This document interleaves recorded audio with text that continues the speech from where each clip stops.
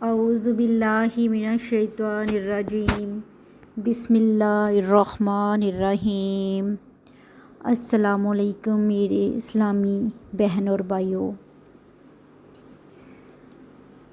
بہت تکلیف میں ہے نا آپ، بہت تکلیف میں ہو نا۔ ایسا لگ رہا ہوگا کیوں ہو رہا ہے یہ سب، کیا مقصد ہے ان سب کے پیچھے۔ ہر طرف سے پریشانیوں نے گھیر رکھا ہے، جینے کی کوئی وجہ ہی نظر نہیں آ رہی۔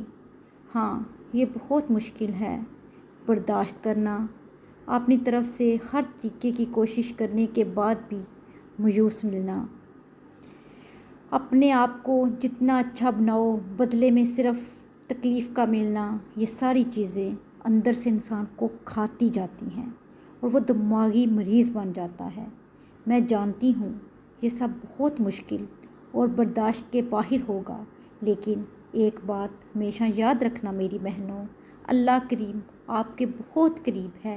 جب آپ تڑپ کے کہتے ہیں نا اللہ، وہ فرماتا ہے ہاں میرے بندے میں یہی ہوں، واللہ وہ ہماری شاہ رگ سے بھی زیادہ ہمارے قریب ہے۔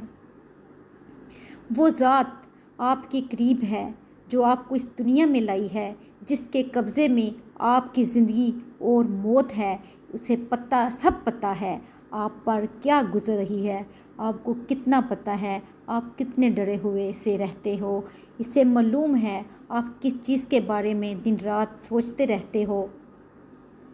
آپ کی زندگی میں ہونے والے معاملات بے وجہ نہیں ہو رہے، ہر چیز کے پیچھے اس کی حکمت چھپی ہوئی ہے۔ ان سب کے ذریعے سے وہ آپ کو آنے والے دنوں کے لیے مضبوط کر رہا ہے، آپ کے دل میں اس کی محبت کے پیمانے لبریز کر رہا ہے، آپ کو دنیا کی حقیقت سے وابستہ کر رہا ہے۔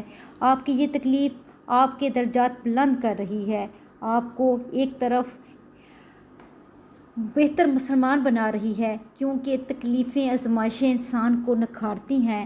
یاد رکھیے زندگی سفر ہے اللہ تعالیٰ سے اللہ تعالیٰ تک، یہ زندگی آزمائش کا میدان ہے میری بہنوں۔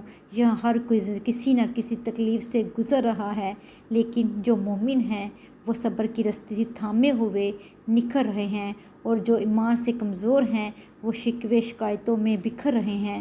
صبر اور توکل کو اپنی طاقت بناؤ، یقیناً ہر مشکل ساتھ آسانی ہے۔ جب وہ رب تکلیف دیتا ہے تو اس کے ساتھ آسانی پہلے رکھ دیتا ہے، بس اس کی ذات پر کامل یقین رکھیں، وہ سچ میں اپنے بندوں پر بڑا مہربان ہے۔ یہ جو برا وقت چل رہا ہے نا، یہ اصل میں اچھے وقت کو پانے کی تیاری ہوتی ہے۔ جیسا اس میں مال و اسباب لگاؤ گے ویسے ہی منزل تیار ہوگی۔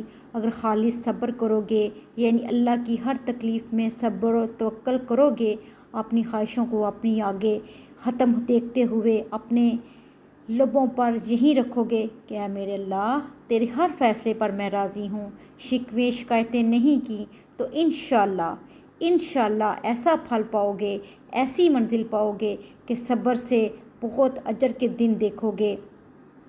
اللہ کی ذات سے تم مایوس کیسے ہو سکتے ہو؟ اس رب سے جو جھوٹ نہیں فرماتا، اس کا ہر فرمان سچا ہے، وہ بار بار قرآن میں فرما رہا ہے مایوس مت ہو، اللہ کی مدد قریب ہے، توکل کرنے والوں کو بہت صلہ دیا جائے گا۔